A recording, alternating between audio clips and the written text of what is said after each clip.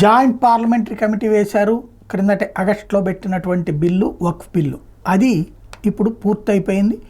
వాళ్ళలో వ్యతిరేకించిన వాళ్ళు ఉన్నారు, డిసెంట్ రాసిన వాళ్ళు ఉన్నారు. అవన్నీ పక్కన పెట్టేసి ఫైనల్గా వక్ఫ్ బిల్ అనేది రాబోతోంది. మోడీ అమిత్ షా చెప్పిన మాటని చేయబోతున్నారు.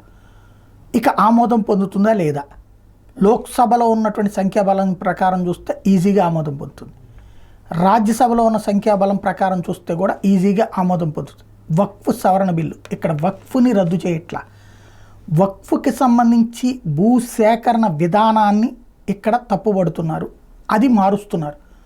ఇప్పటిదాకా ఏదైనా సరే నాది అని వక్ఫ్ క్లెయిమ్ చేసేస్తే అది రిజిస్ట్రేషన్ డిపార్ట్మెంట్ ఆపేసే సిస్టమ్ నుంచి లేదు, వక్ఫ్ క్లెయిమ్ చేయాలంటే సంబంధిత కాగితాలని కలెక్టర్కి సమర్పిస్తే కలెక్టర్ ఓకే చేస్తే మాత్రమే చెయ్యాలి.